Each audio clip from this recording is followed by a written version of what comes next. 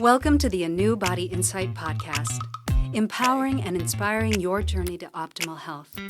Hosted by Dr. Supatra Tovar, clinical psychologist, registered dietitian, fitness expert, and author of Deprogrammed Diet Culture. Rethink your relationship with food, heal your mind, and live a diet-free life. And Chantal Donnelly, physical therapist and author of Settled, How to Find Calm in a Stress-Inducing World. Here at City Club Los Angeles, we follow our guests' journey to optimal health, providing you with the keys to unlock your own wellness path. Tune in and evolve with us. Hello and welcome to the ANEW Body Insight Podcast at City Club Los Angeles. I'm Dr. Supatra Tovar. And I am Chantal Donnelly. We are excited to have Deborah Rosen in the house. Deborah is an associate marriage family therapist. I got that right. And also a responsive body practitioner as opposed to an unresponsive body practitioner. Respond.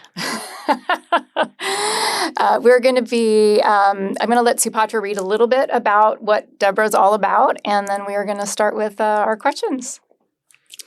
Yes, Deborah has a background in modern contemporary dance forms with a minor in dance from Cal Poly Pomona. She's also certified in Pilates and choreographs and produces dance productions. It is her love of movement and belief in the intelligence and power of the body that has led her to continue her studies in a somatic form. In her therapeutic practice, Deborah takes a body-centered, dance-informed approach with her clients, and Deborah also addresses trauma and stress-related disorders and helps to release traumatic experiences that can become stored in the body. So, Deborah, tell us about your background as a dancer and Pilates instructor. What drew you to studying dance and Pilates, and what does your practice do for you mentally and physically? Well, initially, I was drawn to dance when I was in college because I needed something physical to do and I didn't want to do anything else. And I had done a little bit of dance growing up, a little tap dancing, but no intense training. And once I started taking dance classes at Cal Poly, I just fell in love with dance. And then I saw this dance performance by a company called Contraband that's from San Francisco. They no longer are a company, and everybody's gone off and do their own kind of choreographies and companies. But they did this piece at Cal Poly Pomona that just was so mind-blowing for me. And I just felt so connected to the movement and how they were singing and reading poetry and these amazing lifts they did with one another, their connection between one another. And it just was like, I remember being like this. And I remember that summer I did do an intensive up in San Francisco to work with them, which was amazing. And then I continued dancing ever since. And dancing was actually a challenge for me because it wasn't natural for me to be this technical dance person. But I also had the opportunity to work with professors and choreographers who, that we did improv and, we did things that were sort of pedestrian-esque and things that were abstract that, the theme, the story within the work, I was able to express with my body. And I didn't realize at the time, though, how key that was for me and how it helped me be a more grounded person, a more focused person, be happy, more positive person. But I honestly didn't realize all those things till years later. And I, again, continued dance and danced in a company for a little bit. From 98 to 2006. And then I started to do my own choreography. As for Pilates, Pilates came into play sort of oh, okay. I started managing a Pilates studio and then decided I'd like to teach. And Pilates gave me a structure and foundation to get more connected to how to strengthen and be more flexible, as well as dance technique. But because of my dance experiences and my challenges and struggles, I also learned, and maybe because I was already somewhat mature, I'll say, that that I might not be the dancer who could do the big split or the big kick, but I could be the dancer that could be very expressive, and that could share a story with the audience, and learn more deeply about myself and what it's like to be with others, and just feel like just connected in general to this big world we live in. Did you find that Pilates made you a better dancer? Because I know when I used to dance, and then I went on to study Pilates, I was like, oh, wait, I wish I had Pilates first, because that would have made me much stronger as a dancer. I think that it definitely would have contributed to that for sure. And I know, or I don't know, but I've heard that some like dance departments, they do have like Pilates there too for their students to partake in. But at my school, they didn't have that. But like, yeah, I could see that. But like, when I was teaching Pilates, that became a whole other thing too, about like helping the person I was working with and focusing on their needs and learning how to modify what they needed, or how I could push them to be even like, to see where they could go. And like sneak peeking on the physical therapy people to learn a lot of those modifications. Right. Because we all work together, folks. So Yes. we learned from each other. Supatra, Deborah, and I all did work together in Yeah. a physical therapy Pilates environment. Yeah. So there was a lot of that. Mm-hmm. What do you do for people who can't do an exercise and all that? So I learned a lot modification? about that there, and honestly, like I didn't practice Pilates as much as I would hope to. Like you get so caught up in like your work and teaching, but I think that's very valid for sure. So how did you go from being a dancer and a Pilates instructor and clearly enjoying that and choreographing and really sort of evolving as a dancer to wanting to get your marriage family therapist certificate? Well, that kind of came separate because I initially wanted to study dance movement therapy. I met someone who had a master's in dance movement therapy, and so I started to look into that. But as we discussed behind the scenes, the program that existed in California went away. And so I searched for other ways to do it. And they have a way you could do it through the American Dance Therapy Association called alternate route, where you get a master's in something. It could be even just dance, or it could be a marriage and family therapy. Because I thought I wanted to get into the psychotherapy some way as well. And I felt that studying about family dynamics, communication, all those kinds of ways to be with people would also be helpful. So I ended up getting my master's in marriage and family therapy for that reason, no program being in California. And I was going to do the alternate route, but then I decided to research some more and discovered somatics, and then discovered responsive body. And that's a program that offers a somatic approach to working with people therapeutically. Before we get into that, was there something personal that led you to want to be a therapist? Was there an inspiration? Did you have your own therapist? Did you go through something that inspired you? Yes. So there was a period where I was struggling for various reasons. My dad had passed just a few days before I got married. That was really difficult. It affected my marriage. My husband tried to help in lots of ways. And, there's sometimes, that partner doesn't know. He knew a lot. He knows a lot. I love him. I love him a lot because he tried really hard. And there's something else I'm missing here. Sorry. Okay. My dad passed. It affected my marriage. Yes. And we had, before it affected my marriage, we had experienced a miscarriage. There was that. And so I usually would go to dance class. I had a regular routine of going to dance class, but I knew everybody in dance class so well. When I started having like these really difficult times, I was like, yeah, I don't feel like I can go, because if someone says, "How are you?" I can't be fake. I'm not the type of person to be like, "Oh, everything's great." I just am not. So I started to do talk therapy, and a friend of mine referred me to someone, and she was great. She was fine. But while I was in talk therapy, I realized I was missing something, and that was my movement. And I guess she helped a little bit because I felt strong enough to go back. And then I had confided in a few friends of what was going on too, and so I felt that support.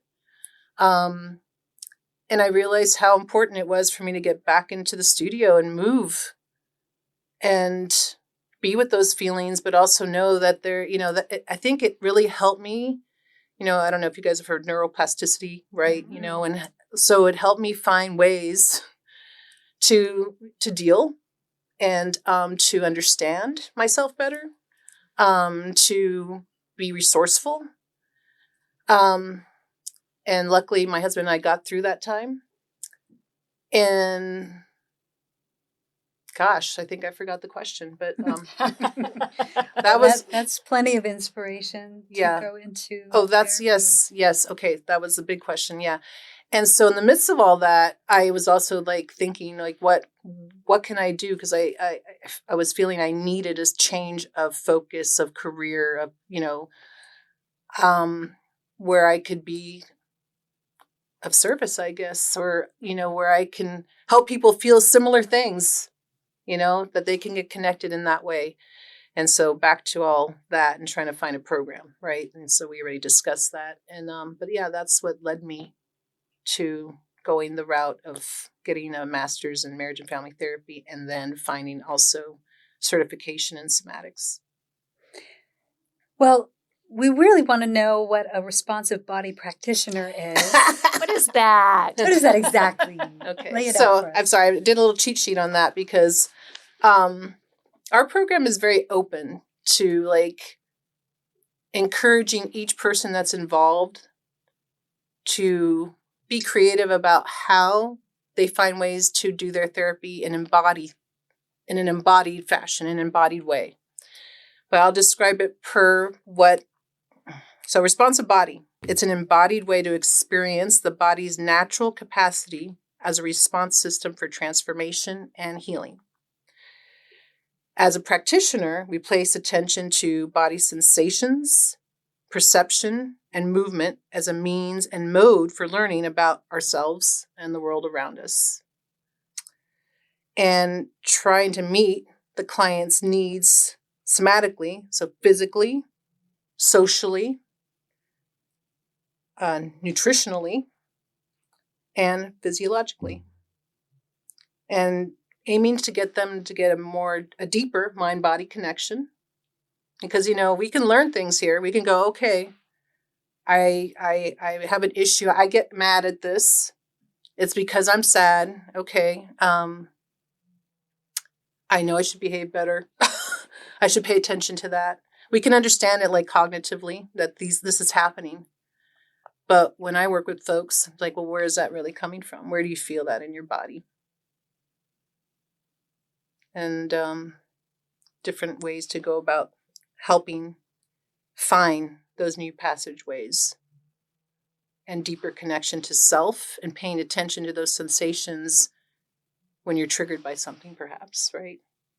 And why that's happening and how you can manage that and deal with that. So you've really got the psychology piece that we call that the top-down piece, right? Where it's cognitive, brain down. Mm-hmm. And then you've really brought in this responsive body practitioner piece, which is clearly body up, really getting to that somatic piece. Mm-hmm. And I always talk about how those two things need to meet right at the heart. Yes. And we talk about love and the heart space all the time in responsive body, and that our intention is to be with with true love. That's all it's about. It's all about the love. That sounds great. I am wondering if when you're working with people in that way, so you've got this, so do you work with people in the psychological capacity and then the body capacity at the same time? It depends on the person. It depends on how they appear available. And I ask, actually. I ask because I have met a lot of folks with different, diagnoses or situations or challenges that, I want to be sure that they feel comfortable to get maybe into their physicality, there's a little psycho education that goes into that because, you don't always, in talk therapy when go, so what's going on with your nervous system? I mean, maybe some of us do, which is great, but like, I think, with a somatic approach, you are going to pay a lot of attention to that. And giving them a little information about how, perhaps at a time when they, didn't have maybe in their developmental years and didn't have that proper attachment. There's also that attachment figure, perhaps, right, that wasn't solid in there, and that they learned how to survive, in the whole fight, flight, freeze situation, right? And what might be caught up in their system because it was never really dealt with, and that they have learned to cope in different ways. So we do have coping mechanisms, right? But that can sort of mask not finding the root of it. Sure, we numb, we escape. Yep. I mean, in my studies that like the freeze can even get stuck underneath the fight flight. Mm-hmm. So, how do we like free that? It's not easy. It takes a lot of time and a lot of attention, and you need that time and attention. Do you find that when you call attention to where they have tension in the body and, encourage them to be aware of it or to even consciously try to release it, that helps them move through whatever is kind of stored there? I mean, sometimes it's, I have like experiences with certain folks that like, that's a whole new language for them, and it's a scary place to go. And I only, where I work, I only have a limited amount of time with folks. And I don't mean the weekly, like, there's that, but that they're in the program for a certain amount of time. And I know we haven't touched that, but like, so my clientele right now is very inconsistent even. And this kind of thing does take time, but I do see the impact even when you start to psychoeducate and draw attention to body and to show as an active listener, like model for them to even listen to themselves and what's happening with their sensations. And, that there at least a little spark there to start something to shift. Mm-hmm. When I'm with my other responsive body practitioner folks, we actually have this. It sounds a little cult-like, just so you know. It's not a cult. It's not a cult. Well, it is a group of a lot of dancers, actually, or dance background, or, folks that are very involved with dance, whether they teach or they're performing and choreographing, like those kind of folks that feel a little more open to like moving with each other. And the facilitator leads us through like these body maps where it's sort of like improv dance or, but it's led with like sensation. And then she'll, give us cues as to like, let's move through this shape or, go into a position that feels right for you right now. Or like maybe we lead with this part of our body, or like we check out, she utilizes dance concepts and elements about, like levels and speed and, tempo, rhythm, and all those things that really have an impact on how we feel, right? And how we can explore those feelings. And so, as culty as that might sound, it's actually really amazing. And you get like, you could be in a room with, folks that you just sort of met, or like, they have that common interest and that, common experience of being a mover and a dancer and a performer and a choreographer. And there's a freedom about that. And even though you don't know each other, you feel that body to body energy, support, and love. Yeah. When people are new to somatics, I usually explain to them, and maybe this is good for our listeners and our audience members, is I explain to them that, have you ever been stuck on a problem, maybe at work, you have a problem, and you decide to go for a walk. And then while you're walking, while you're moving, there's this light bulb that goes on and you've come up with a solution to the problem.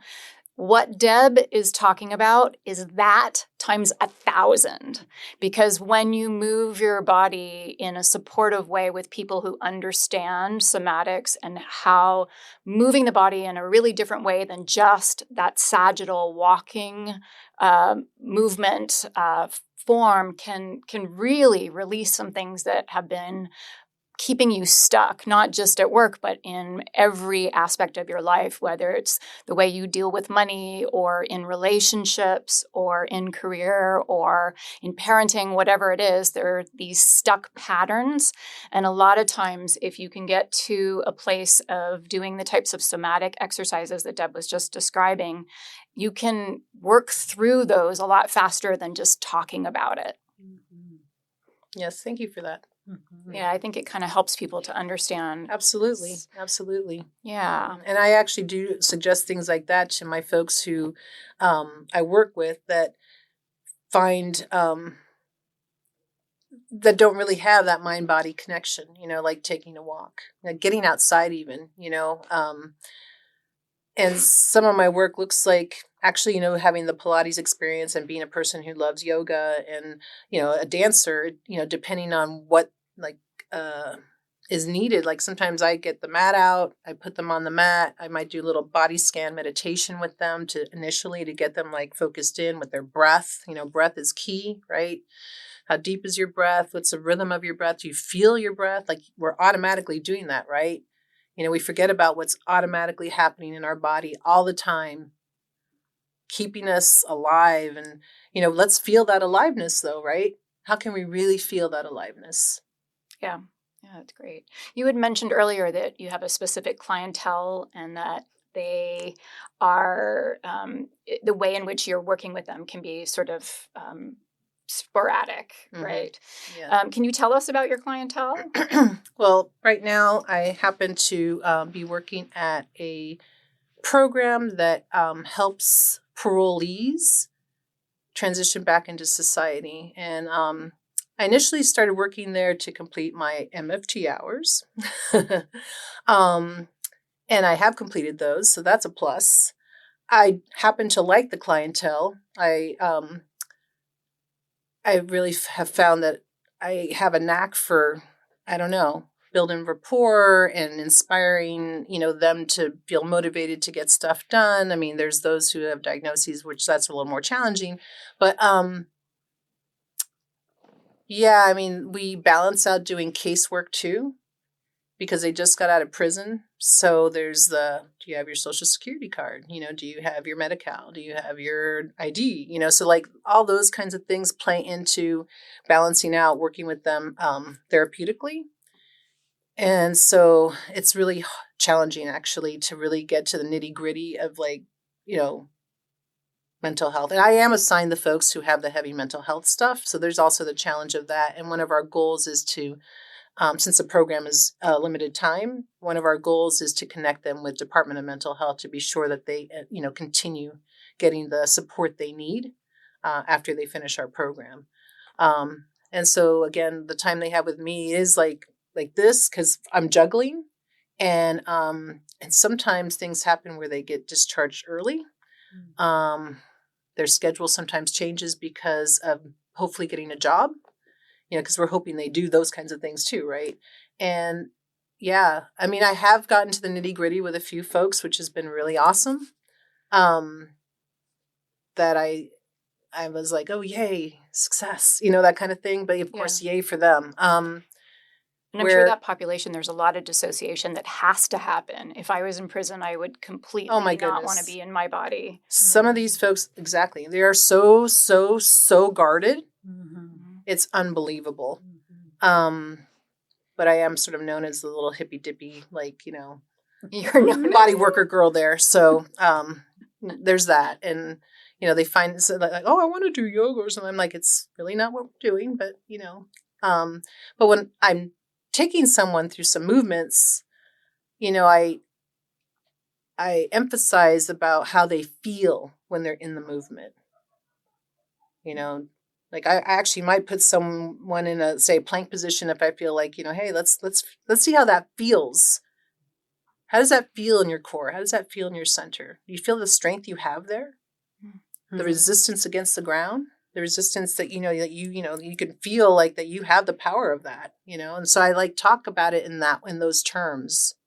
In a stretch, it's like, sure, okay, we're like, physically stretching this muscle. Okay. And what do you feel there? Okay.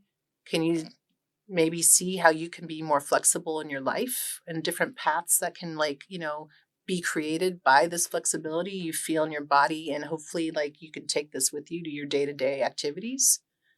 So that's like how I, the verbiage I try to incorporate when working with them. Beautiful. It's very empowering.